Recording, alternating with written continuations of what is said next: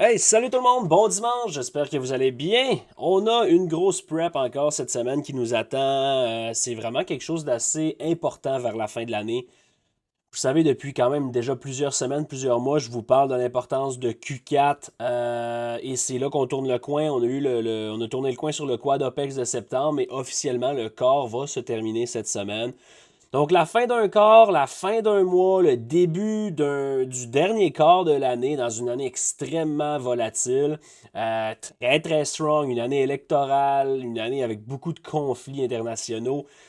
Ça risque d'être une fin d'année là, qui pourrait vraiment être spectaculaire. Puis, vous connaissez déjà mon opinion là-dessus, le outlook que je vous ai donné. On va continuer à renforcer ce scénario-là. Mais avant tout ça, on va se concentrer vraiment sur qu'est-ce qui nous attend cette semaine. Retour sur la semaine dernière, qui était honnêtement une des semaines les plus complexes que j'ai vues depuis longtemps, là. D'un point de vue price action, c'était vraiment weird. Très très peu de volume, beaucoup de chop, des gros mouvements qui sont arrivés overnight, même dans la session de l'Asie. On le sait, là, du côté de la Chine, il y a eu beaucoup de stimulus. Côté économie, la semaine passée, on a annoncé des programmes, etc. J'ai l'impression que ça a eu un impact là, sur notre price action d'un point de vue États-Unis. Donc, voilà. En plus de ça, on va évidemment regarder un peu qu'est-ce qui nous attend d'un point de vue calendrier économique. Qui dit nouveau mois, dit également non-farm payroll. Donc, oui, c'est une semaine non-farm payroll cette semaine. Et on va regarder également du côté de Pelltrade, qu'est-ce qui nous attend cette semaine sur le line-up. Pour commencer, si on commence avec le SP500, petit retour sur la semaine passée, qu'est-ce que je vous mentionnais? C'était que c'était pas vraiment le SP500 qui m'intéressait principalement, qui allait être le main driver. On va regarder plus un peu le Nasdaq. Pourquoi je vous dis ça? On avait breaké les all-time highs. Je vous mentionnais, je voudrais voir un new all-time high suivi d'un certain retracement. On le sait, on tournait le coin du quad OPEX, donc post-OPEX.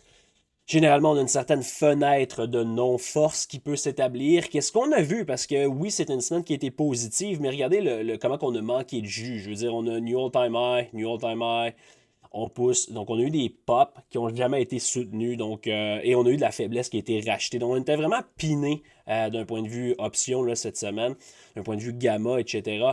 Donc, pas une semaine qui a été très évidente. On a vu le New All-Time High Break, par la suite, un petit peu de faiblesse. Mais on va se tourner vers Nasdaq. C'est lui, je vous ai donné le plus de, de- d'éléments à surveiller. Rappelez-vous, premièrement, sur la weekly chart, qu'est-ce que je vous avais donné? C'était la trendline ici, trendline entre guillemets imaginaire que j'aime appeler là. Je vous avais mentionné, j'aimerais voir un breakout de cette trendline-là et surveiller le close cette semaine à l'intérieur du void en weekly. Donc, vous voyez là, les deux lignes qui sont là. On avait également un gap et on avait également un void en daily qui était un petit peu plus large. C'est exactement ce qu'on a eu. Vous voyez là, lundi on est venu faire pas grand-chose. Mardi, on a breaké la trendline sans conviction. Mercredi, on l'a brisé. Et jeudi, on a eu notre breakout. Et à ce moment-là, je mentionnais dans les lives comme surveiller le close vendredi si on est capable de closer à l'intérieur ou à l'extérieur du void en weekly. Et guess what? Regardez la précision qu'on a vue. Le breakout de jeudi nous a amené à 50% du void en daily, plus l'entrée du gap ici. Et vendredi, par la suite, qu'est-ce qu'on a vu? Retest parfait de l'entrée du void en daily pour finalement closer en dessous du void en weekly. Donc peut-être vous pouvez reculer de 30 secondes et réécouter ce que je viens de dire. Ça peut sembler mélangeant pour quelqu'un qui n'utilise pas nécessairement les concepts qu'on utilise ou qui ne comprend pas qu'est-ce qui était mentionné dans la weekly prep la semaine passée. Mais honnêtement, c'est vraiment textbook. Donc, on est allé up first avant de voir une certaine rejection, une certaine réaction sur la zone qu'on surveillait la semaine dernière. Comme j'ai mentionné, d'un point de vue daily et même weekly, si on regarde un review de la semaine qu'on avait anticipé, c'est vraiment textbook qu'est-ce que je voulais voir. Est-ce que j'aurais aimé ça qu'on y aille peut-être plus tôt en début de semaine et qu'on rejette plus violemment? Évidemment, sauf que d'un point de vue compréhension, qu'est-ce qu'on a vu? C'est vraiment exactement ce qu'on voulait voir. Les niveaux qu'on voulait voir réagir ont réagi. D'un point de vue day trading, par contre, ça a été une semaine très challengeante. Je vous invite à écouter les recaps que je fais à propos de TradeZilla, etc. Spécialement lui de vendredi, si vous ne l'avez pas écouté. Je vous invite à prendre 20 minutes là, pour l'écouter. Vous allez voir un peu, si vous ne connaissez pas Pelltrade, vous allez voir un peu plus qui je suis et comment que, tu sais, c'est la réalité du trading. C'est pas toujours super green, c'est pas toujours super red. Il y a une réalité au travers de ça. que je veux vous inculquer. Puis si vous l'écoutez, si vous m'écoutez régulièrement, vous me connaissez là. Mais c'est une vidéo que je vous invite fortement à écouter. Mais pour revenir à ça, ça a été un price action vraiment difficile. La façon qu'on l'a fait a été laide. J'aurais voulu voir un breakout avec conviction. C'est pas ce qu'on a vu. Ça a pris comme 3 jours pour réussir à y aller. Les lows ont été laissés de façon weird. Vraiment un price action très, très, très laid. Ça fait longtemps que j'ai pas vu ça. Je l'ai dit tantôt, là, mais tu sais, on avait des runs overnight qui avaient un peu de follow-through le matin. Il y avait quand même des opportunités, mais beaucoup moins qu'à l'habitude. Généralement, même dans l'après-midi ou en power hour, on voit certains setups, même si c'est pas nécessairement mon focus, il y a quelque chose à faire. Mais cette semaine, il n'y avait rien à faire. C'était en mode code barre. Là, à partir du moment où ce que 10h30, 11h sonnait, c'était terminus. Donc, semaine très complexe quand même, là. Malgré le fait que Bigger Pictures, ça a été très bien respecté. Un autre élément que je vous mentionne depuis déjà presque un mois, c'est la façon que le dollar US travaille en ce moment qui est atroce. Donc, si ton dollar US, tes références sont laides, même si on travaille un peu moins avec en ce moment parce que c'est un petit peu moins, le backing est moins pertinent considérant tout ce qui se passe d'un point de vue fondamental actuellement dans le marché, ben il reste que si le dollar est laid, ça suggère un price action plus complexe sur les indices. Et vous voyez ce range-là, à l'intérieur du range, on a un autre range, qu'on a un autre range. Vraiment très très difficile du point de vue du côté du dollar US. On a finalement breaké le lot de la semaine dernière, vendredi, avant de réagir. Donc honnêtement, pas grand-chose à dire là-dessus. On n'a pas réussi à prendre l'expansion en dessous. Du côté de l'euro, quand même une belle divergence qu'on va reparler tantôt, mais lui aussi, ça a été un shit show, là. On a fait un higher high également sur la semaine, mais sans nécessairement avoir de quoi d'intéressant par la suite. Retour rapide sur le VIX, il n'y a pas grand chose à dire. On est allé fill les gaps sur le downside. On a quand même fait un higher low. Je l'ai mentionné à plusieurs reprises et je vais continuer de le mentionner, on va en parler tantôt, mais je m'attends de voir le VIX continuer à être résilient d'ici la fin de l'année, à l'approche des élections et pour la fin d'année. Une dernière chose que je veux qu'on parle rapidement, les yields ont été encore une fois résilientes la semaine passée, donc on va en reparler tantôt, mais on coupe 50 points et les yields demeurent résilientes, ça c'est pas très logique. Et ça explique entre autres la complexité actuellement dans les marchés, la complexité de la situation de la Fed, de l'économie, etc. Donc voilà pour ça. Donc voilà le retour sur la semaine passée. Maintenant, si on regarde un peu qu'est-ce qui nous attend cette semaine du côté de Pelltrade pour les membres Discord. Premièrement, je veux prendre le temps de vous remercier pour votre temps de jeudi dernier sur la conférence webinaire avec Annie Méran qui était vraiment super honnêtement. Merci du feedback, merci d'avoir été présent. Plus de 55 personnes quand même qui étaient là en direct et la rediffusion est disponible exclusivement pour les membres Discord. Donc encore une fois, un gros merci de vous intéresser aux événements qu'on organise. Cette semaine, pour les membres Discord, capsule éducative sur l'importance des plus gros time frames, donc de bigger picture. Je veux qu'on parle un petit peu de ça mardi. Mercredi, market review comme à tous les semaines. Et jeudi, en fait vendredi ou jeudi, la date est la date est mauvaise, le jour est mauvais, ça dépend. Mais il y a un blog sur le fait d'être positif, un peu en lien avec qu'est-ce que Annie, ou du moins des conseils, des trucs que Annie nous a donné dans le webinaire de la semaine dernière. Donc, jeudi et ou vendredi, là, le blog devrait être prêt à sortir pour un sujet qui est quand même assez important. Maintenant, si on regarde du côté du calendrier économique, en plus de tourner le coin sur le corps, finir le mois de septembre, débuter un nouveau mois, toutes des choses qui ont quand même un impact d'un point de vue flow, d'un point de vue support des marchés, on a quand même une semaine assez chargée côté calendrier économique. On a, premièrement, lundi matin, on a des Fed speakers, on a des PMI à 9h45 et on a notre grand chum G-Pow qui va prendre la parole à 13h55 dans une genre de conférence sur l'économie. Donc, il y a quand même très important. La semaine passée, là, je l'avais mentionné, c'était un pre-record, c'était un enregistrement qui était fait où il ouvrait une certaine conférence, mais là, il va quand même prendre la parole et c'est quelque chose que vous voulez prendre en considération. Donc, personnellement, lundi, qui est demain, pas une session qui m'intéresse beaucoup, considérant J-Power en après-midi, donc soyez très prudents avec ça. Mardi, CPI européen, pas un énorme impact. Des PMI qui vont sortir à 9h45 et à 10h, qui sont un peu plus importantes. GOLTS, Job Opening également. Donc, journée très chargée mardi, que j'aime beaucoup le potentiel. Mercredi, un peu plus mollo, mais ADP Non-Form Employment Change à 8h15, qui pourrait être offrir quand même des mouvements intéressants en pre-market. Jeudi, Jobless Claim, d'autres PMI qui rentrent également, donc encore une fois, une journée très chargée. Et vous avez vu GOLTS plus tôt dans le calendrier économique. Ça signifie quoi? Ça signifie Non-Farm Payroll. Donc, premier vendredi d'un nouveau mois, c'est toujours le Non-Farm Payroll qui va être release. Très important actuellement sur la santé du marché de l'emploi qui va donner le ton probablement aux prochains rate cuts de la Fed. Donc, très important comme chiffre et données d'emploi. Vendredi à 8h30 avant l'ouverture. Du côté des earnings, j'en parle un peu moins parce qu'il n'y a plus grand-chose, mais il y a quand même Nike cette semaine à surveiller mardi. Après la fermeture, pour un titre qu'on touche à l'occasion. Donc, surveillez Nike mardi en fin de journée. Maintenant, si on regarde cette semaine, qu'est-ce qui nous attend? Écoutez, si vous avez écouté le market review de cette semaine, de la semaine passée, en fait, mercredi dernier, qu'est-ce que je mentionnais? À ce moment-là, on n'avait pas encore eu le breakout. Je mentionnais que ce genre de pace-là, ce genre de price action-là, c'est pas quelque chose qui est soutenable et c'est pas quelque chose qui est sain. Un low, higher low, higher low, higher low, higher low, higher low, higher high, higher high. C'est un genre de bull flag que tout le monde voyait. Et quand on s'est parlé, c'était mercredi. Donc, on avait ce genre de flag-là. Et je mentionnais personnellement, puis en plus, ça l'a beaucoup runné à la session de l'Asie. Donc, pendant le market review, on était comme rendu à 0,5% sur IS, presque 1% sur Nasdaq, qui est un peu pas habituel, disons-le comme ça. Et je mentionnais surveiller pour le reste de la semaine le break et surveiller, personnellement, je regardais pour shorter dans cette faiblesse-là, dans cette force-là, pour voir un retracement qui vient chercher tout le monde qui ont acheté le breakout vont se faire péter sur un retracement.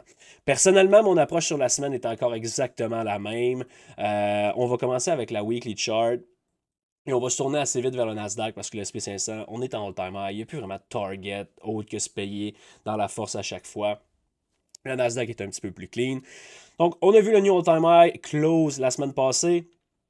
On a créé quoi? On a créé ce void-là, ici en weekly, avec le bloc qui demeure encore pertinent, là, cette down candle-là. Donc ça devient notre zone de référence là, cette semaine. Le void sur le downside, c'est quelque chose que je vais regarder. J'ai tracé également 50% de la wick de la semaine passée. Si on va voir sur une daily chart, voyez là, comme j'ai dit, ça, c'est pas quelque chose qui est soutenable. Le void en weekly ici, en daily, on voit rien. Qu'est-ce qui me suggère fortement que j'aime encore le low du FOMC, comme je l'avais tracé ici. Si on a à voir de la faiblesse, personnellement, j'aimerais voir une fenêtre de faiblesse, un certain retracement au cours du mois d'octobre qui nous amène vers l'élection américaine début novembre pour ensuite voir le blow-off top. Ça serait personnellement mon scénario de rêve, mon scénario idéal pour une vraie run-up majeure sur la fin de l'année. C'est pas impossible qu'on front-run ça puis qu'on commence quand même à y aller, mais si c'est le cas, ça va être difficile de le transiger. Personnellement, ce que je voudrais voir, c'est une certaine faiblesse, un certain retracement, un peu d'insécurité à l'approche des élections, les élections qui vont nous shaker pour vrai, et après ça, c'est direction all-time high avec de la force vers la fin de l'année. Comme je dis souvent, il faut comprendre une chose. Je sais que tout le monde est bearish, je sais que le monde entier est en panique souvent sur plusieurs éléments. Avec raison, le risque est assez élevé en ce moment. Mais rappelez-vous une chose, on est dans une année électorale, on est dans une année extrêmement bullish sur les indices, up 10, 12, 15, 20% dans ces coins-là. Qu'est-ce qui fait en sorte que c'est très difficile de voir de la faiblesse en fin d'année. Vous le savez, mon opinion sur le début 2025, par contre, est complètement différente et je veux utiliser justement ce blow-off-là comme contexte, avoir peut-être une faiblesse et une fenêtre, du moins, très dangereuse en début d'année prochaine. Mais pour le moment, c'est pas le cas. Je suis extrêmement bullish. J'aimerais voir de la faiblesse cette semaine si on a la chance d'en voir. Oui, elle va se driver, elle pourrait se poursuivre quand même une couple de jours, une couple de semaines. C'est ce que j'aimerais personnellement. Donc, il faut quand même comprendre une chose. Le bias n'est pas complètement bearish, mais personnellement, je surveillerais vraiment le swing high qu'on a formé la semaine passée. À mon humble avis, je voudrais voir ce high-là demeurer en place. On peut plonger sur des plus petits time frames, vous allez peut-être un petit peu mieux comprendre. Si on regarde la chart en 4 heures, là, le genre de bull flag que je vous parlais, Ascending Triangle, qui a breaké up, ou ce qui a trappé beaucoup, beaucoup, beaucoup de long, Pullback hard, consolidation, on est allé encore snapper les gens vendredi sur le up move avant de driver down. Donc, personnellement, là, je vois ces highs-là ici, la wick et les highs qui sont en place, je ne voudrais pas voir ces highs-là être retake sur le SP500. Je voudrais voir peut-être un certain rebond au début de semaine avant de smasher toutes ces lots-là, beaucoup de liquidités qui résident là-dedans, beaucoup de gens qui tracent des trendlines imaginaires en ce moment qui vont se faire défoncer, à mon humble avis. Donc, surveillez la réaction en début de semaine. Je voudrais qu'on voit de la faiblesse, aller cleaner ça.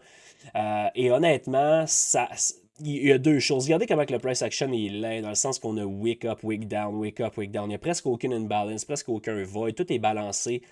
Donc, ce genre de price action-là va donner place à deux choses. Soit que ça va être extrêmement difficile de driver back à l'intérieur de ça, ou soit ça va être one straight pass. Et si c'est one straight pass, il y a honnêtement pas grand-chose.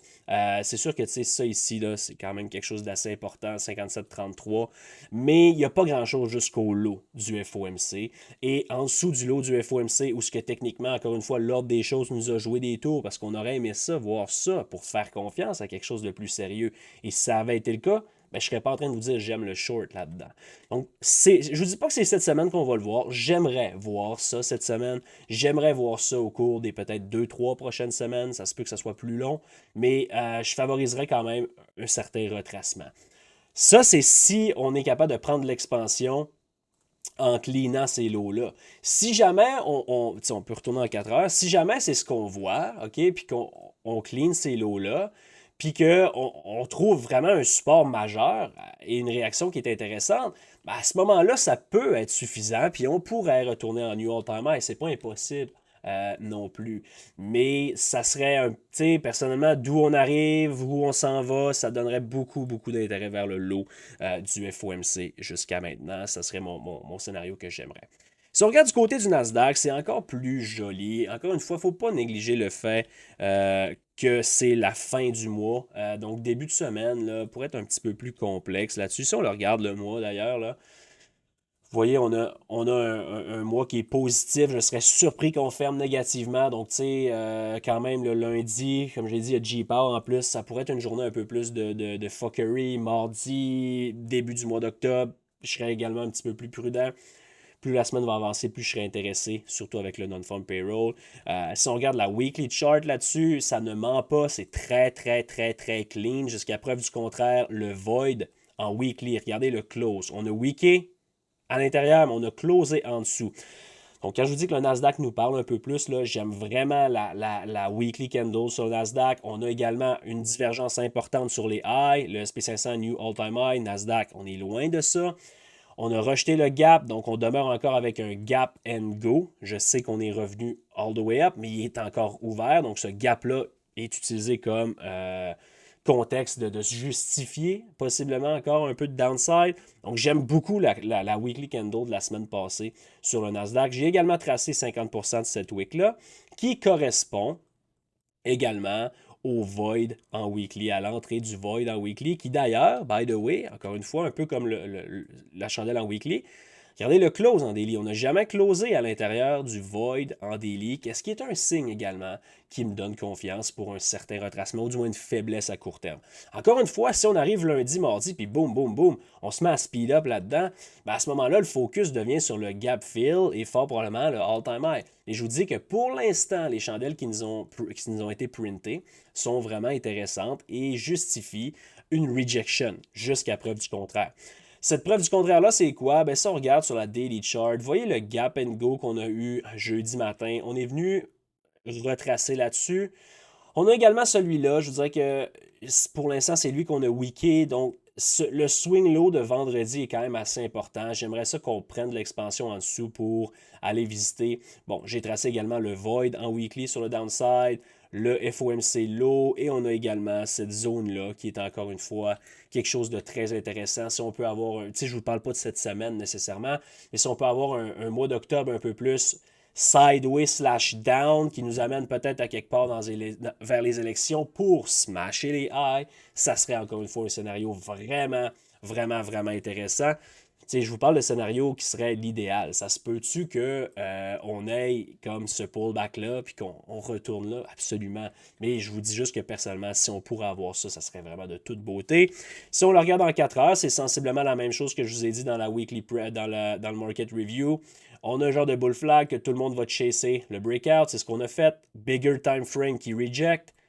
Textbook. Et là, honnêtement, ça suggère fortement aller cleaner également ces lots-là vers le void en daily, vers le petit gap ici et vers quoi le FOMC low qui serait mon objectif là, sans dire à moyen terme. Là, vous savez que mon moyen terme est très court, mais ce serait personnellement qu'est-ce que je vais regarder cette semaine.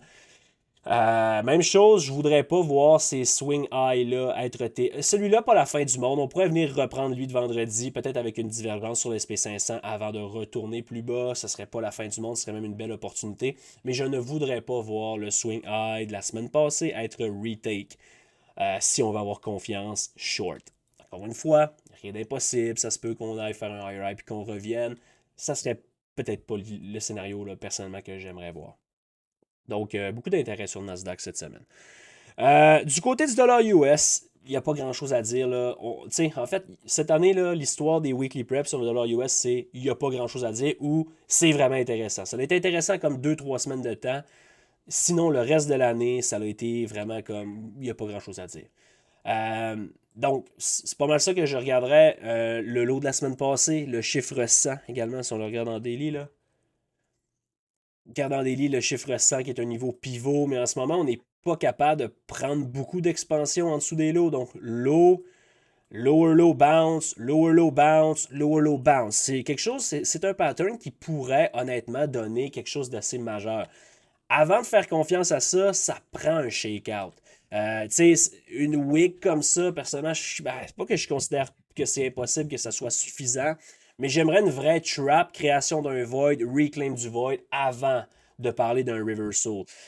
Encore une fois, est-ce qu'on peut voir ça à court terme, dans le sens que, tu sais, quelque chose de même, comme je viens de vous dire, ça serait quelque chose de vraiment sérieux, mais en même temps, est-ce qu'on veut vraiment voir le dollar US commencer à repay off maintenant, alors que je suis bullish sur la fin de l'année? Pas vraiment. Donc, est-ce qu'on pourrait avoir ce genre de swing low-là, ou peut-être un autre qui est suffisant, mais qui nous laisse un peu sur notre appétit de dire, ouf, pas certain que c'est un reversal qu'on peut faire confiance, mais à court terme, peut-être 2, 3 semaines, un mois, qui nous amène dans une fenêtre un peu plus faible sur les indices, un dollar un peu plus fort. Par la suite, élection américaine qui va avoir un énorme impact sur le dollar US qui pourrait smasher down, propulser les indices plus haut. C'est un scénario que je n'exclus pas, mais attendez-vous de voir beaucoup de volatilité sur le dollar US, les indices, les commodités comme l'or, le pétrole, etc., vers une année électorale qui est plus une année électorale. Là. On rentre dans une fenêtre du corps électoral.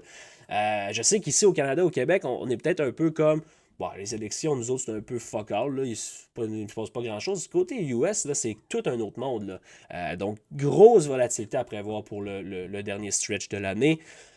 Également, si on regarde du côté de l'euro, vraiment une chart qui est dégueulasse également.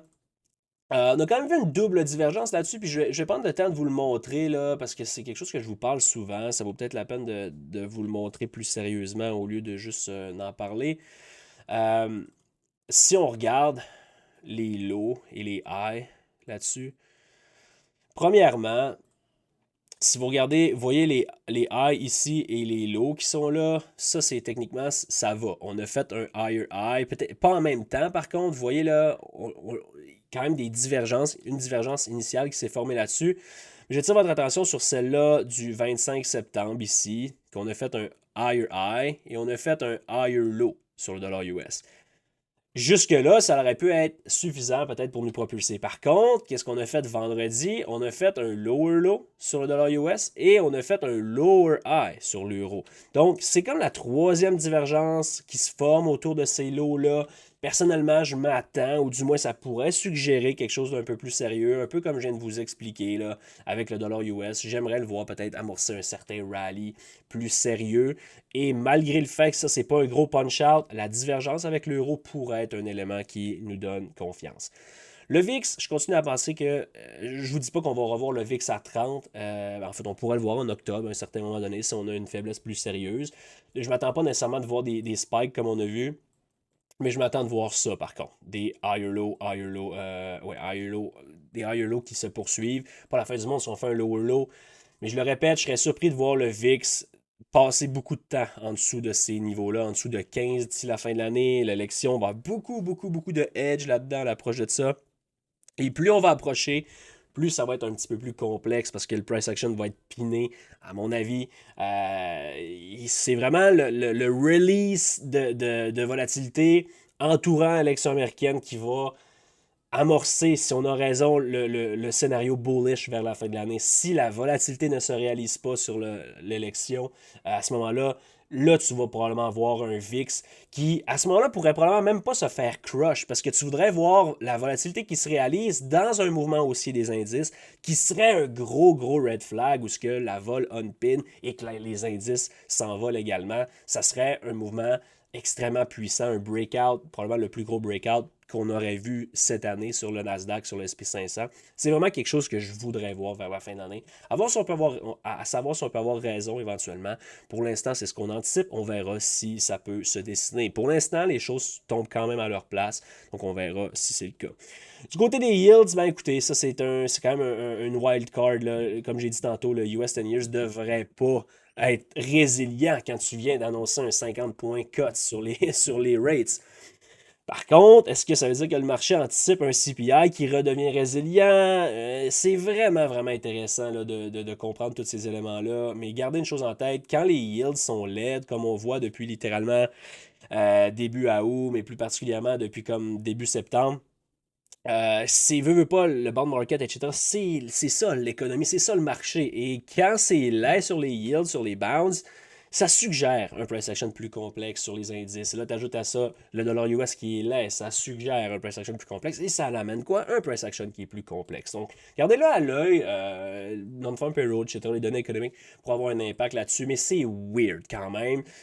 Ça peut paraître weird. Personnellement, je trouve pas ça weird. Je trouve que ça fait du sens avec le scénario, parce que je pense qu'on va revoir une vague d'inflation et le marché le sait ou l'anticipe en ce moment. Donc, ça va être à surveiller tout ça.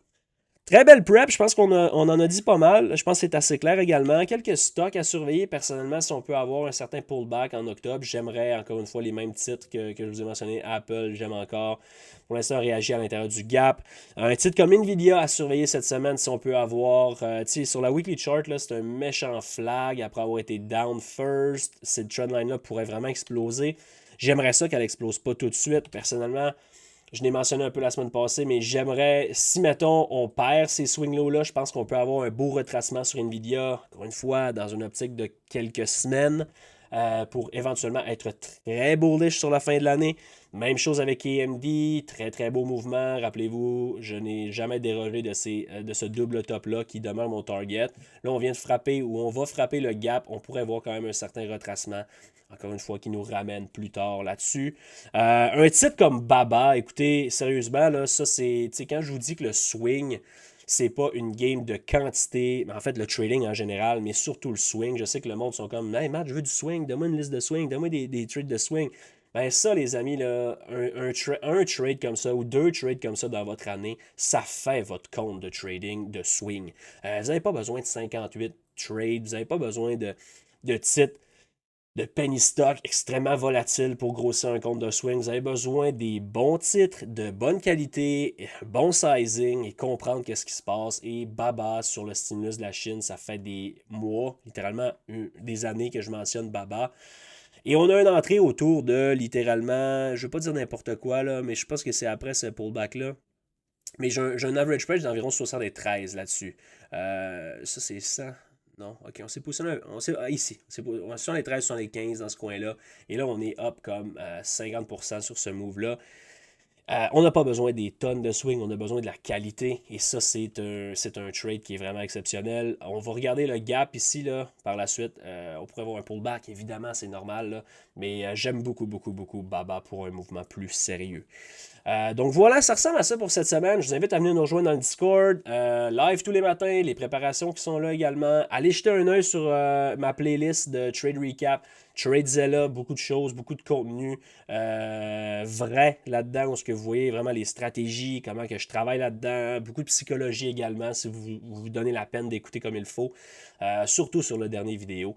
Donc, sur ce, je vous souhaite un bon dimanche, bon football, et on se revoit demain matin pour une nouvelle semaine. Salut tout le monde!